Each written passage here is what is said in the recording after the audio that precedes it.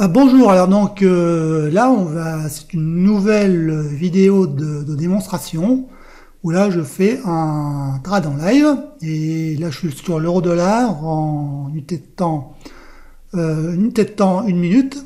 Donc là, je suis toujours en scalping et là alors soyez très attentifs à ce que je vais dire parce que ce que je vais vous dire c'est extrêmement important, c'est ce qui va vraiment permettre que vous deveniez des traders gagnants sur le long terme. Alors le vrai problème pourquoi à la fin en fait il y a si peu de gagnants, eh bien ça vient de leur comportement. Ça veut dire que beaucoup de traders vont faire l'erreur, soit ils vont anticiper le trade, ou soit ils vont acheter aux premiers signaux. Et ça, c'est les grosses erreurs que font pratiquement toute la majorité des traders. Parce que les professionnels, eux, ils savent qu'ils agissent comme ça. Ils savent que tout le monde a accès à l'analyse technique et tout le monde va agir comme ça. Au trading, vous pouvez pas avoir le timing parfait. Vous pouvez pas acheter au meilleur point d'entrée. Vous pouvez pas revendre au plus bas. Vous aurez toujours un peu de retard à l'achat et puis du retard à la vente. Et si vous cherchez à chaque fois à avoir le timing parfait, vous n'aurez jamais le timing parfait, ou alors vous allez à chaque fois dans 8 trades sur 10, vous allez faire au moins 8 trades perdants. Je vais donner un exemple. Donc, je vais tracer, on va imaginer que, par exemple, là, je vais tracer de ce point-là et de ce point ici. Eh bien, j'ai imaginé qu'il y avait un triangle. Et donc, là, ici, il y a une cassure. Ouais, vous voyez une belle bougie qui est bien cassée. Et là, je prends achat. Je passe à l'achat. Qu'est-ce qui se passe? Eh bien, là, j'ai fait un trade perdant. Et voilà. Ça, c'est un exemple tout bête que font la majorité des traders qui perdent. Parce que, moi, ce que je vous dis, c'est que il ne faut pas acheter au moment où il y a un signal, où il y a par exemple où les prix cassent le triangle. Il faut toujours attendre la confirmation, c'est-à-dire que la confirmation, c'est quand les prix ils vont faire un plus bas, un nouveau plus bas. C'est-à-dire qu'il va y avoir une seconde vague de baisse. Et là, vous voyez que là, j'ai pris position ici, mais que voilà, là, il y a le marché m'a fait douter un peu. Il a remonté un peu ici. Et là, j'ai tracé une petite une horizontale.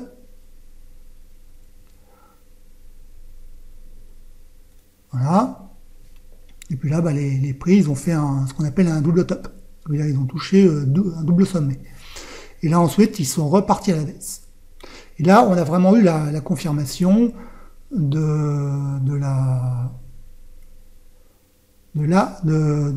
vraiment qu'une tendance se mettait vraiment en place. D'ailleurs, là, si je reprends l'Ishimoku, et ici, je mets l'horizontale ici. Là, ici, il y avait un petit support là où les prix avaient rebondi. Puis ensuite, là, ils sont vraiment décidés à repartir à la baisse. Donc nous, ce qui est très important, c'est d'abord, vous pouvez pas toujours avoir le timing parfait, et vous pourrez jamais acheter au plus bas et puis revendre au plus haut. Ça, c'est pas possible. Par contre, ce qui est très important, c'est d'attendre une confirmation. Parce que si vous attendez la confirmation que le marché est bien décidé à démarrer une tendance, en attrapant la vague numéro 2, par exemple celle-ci là, même si ici le marché m'a fait un petit peu douter, mais les prix n'ont pas dépassé leur dernier plus haut, eh bien la tendance a bien prise.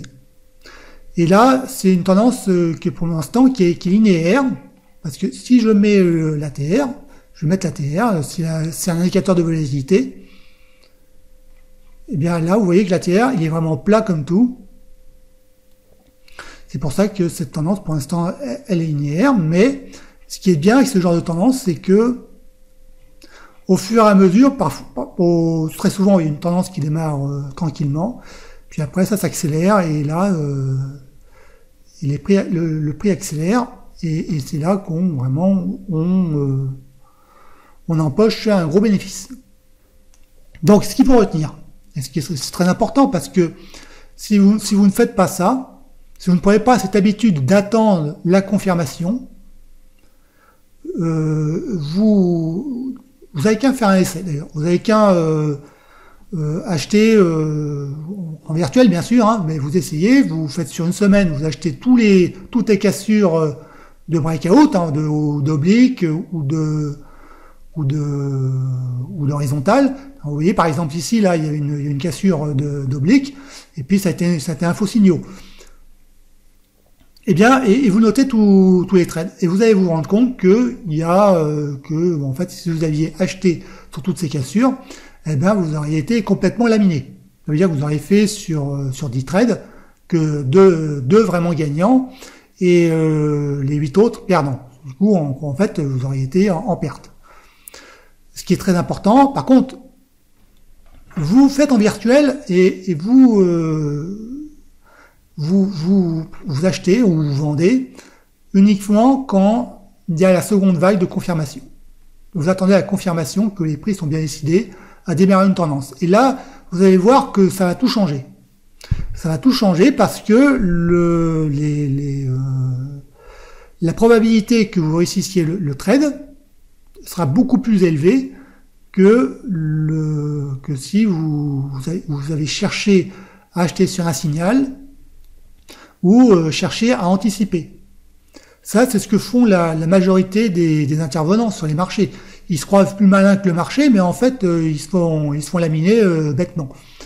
Parce que quelque part, tout le monde a un peu un ego, et puis veut flatter son ego, veut montrer qu'il est plus malin que le marché, qu'il est plus fort que le marché, mais au fin de compte, c'est toujours le marché qui gagne.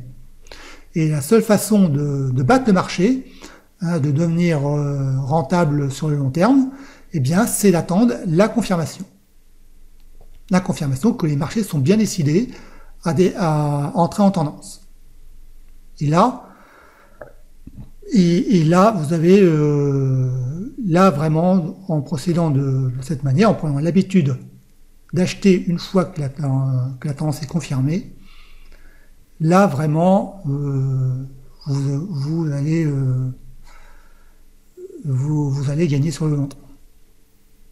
Parce que c'est ce que font par exemple, je vous invite à aller sur YouTube et puis à regarder une interview sur Karen P. Étoile, enfin si je prononce bien son nom, qui était une spécialiste de Ishimoku. Et elle a été dans les salles de marché aux États-Unis puis en Asie, et elle m'a dit que aux États-Unis les traders étaient stressés. Et que au Japon, les traders ils étaient zen, parce que au Japon, les traders, eh bien, ils attendaient la confirmation du signal. Et c'est ce qui est vraiment très très important à faire en trading. C'est vraiment une habitude qu'il faut prendre. Il faut attendre la confirmation. Quitte même à rater un bon trade. Par exemple, par exemple ici, là, il y a vraiment eu une très forte poussée du prix. Mais il vaut mieux attendre une vraie confirmation que de chercher à anticiper ou d'acheter tout ce qui bouge. Parce que si vous faites comme ça, là vous allez c'est un peu ce que tout le monde fait quoi en fait. Tout le monde agit comme ça. Donc si tout le monde agit de la même manière, personne ne peut gagner. Et ceux qui gagnent vraiment, c'est ceux qui attendent vraiment la confirmation, vraiment une vraie confirmation que les marchés sont bien en tendance, que le prix va bien être en tendance. Et c'est ces personnes-là qui gagnent réellement au trading. Et tous les autres, ils se font laminer. Donc, là, la tendance, ça continue. Hein, et bon, c'est pas nerveux, c'est toujours linéaire. Et puis on va essayer ça comme ça, puis On va voir ce que ça donnait tout à l'heure. Bon, on se retrouve bientôt. Donc, eh bien, nous revoilà sur le trade. Et puis, bien, vous vous souvenez tout à l'heure, j'avais dit que ça démarrait par une tendance linéaire. Et là, vous voyez que, ben, ensuite, après, ça s'est mis à accélérer. Alors, on va remettre la TR. Voilà, puis vous voyez, là, la TR, ça commence à s'affoler. Donc là, le prix, il accélère à la baisse. Et puis c'est là bah, qu'on engrange les gros gains. Donc vous voyez, au départ, bah, ça démarrait par une petite tendance un peu poussif. Ensuite, après, bon, bah, c'est une vague qui a rebondi. Et ici, je me sers un peu du nuage. Ici, eh ben, le prix, il a bloqué, enfin, il a fait, on va dire, ce qu'on appelle un double top, enfin, encore un double sommet. Mais il bloquait à ces niveaux. Et là, ensuite, eh ben, la vague qui a suivi est encore plus forte que la première, ou que la deuxième. Ça veut dire que là, ici, il y a une première vague, là, il y a une deuxième vague, là, il y a une troisième vague, et puis, bien sûr, eh bien, la tendance monte en puissance. C'est-à-dire que les prix, eh bien, continuent de dérouiller encore plus fort. Donc je vais abaisser, et je vais regarder sur un autre nuage, sur un autre pas du nuage pour voir. Donc là, on a l'air d'être sur une zone de support, parce que là, les prix ont l'air de rebondir, et puis moi, je vais prendre mes bénéfices. Voilà, je ferme je clôture le trade, et voilà. Donc, bon, bah, sur ce trade-là, bon, je regarde plus tard, mais ça doit faire dans les 480 € de gains. Et puis voilà. Donc, bah, si vous avez bien retenu ce que j'ai dit, ce qui est hyper important, ce qui est le plus important d'ailleurs, c'est vraiment le point primordial à prendre en compte, c'est toujours d'attendre la confirmation du signal. La confirmation que les marchés sont bien décidés à démarrer en tendance et ne pas chercher ni à anticiper ni à acheter aux premiers signaux.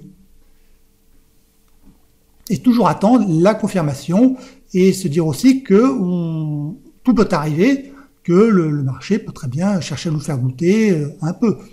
Mais que si on attend la confirmation du signal, on a une forte probabilité que le trade réussisse. Alors que si on cherche à anticiper ou qu'on achète au premier signal, là, on a une forte probabilité de rater son trade. Voilà tout pour cette vidéo. Salut!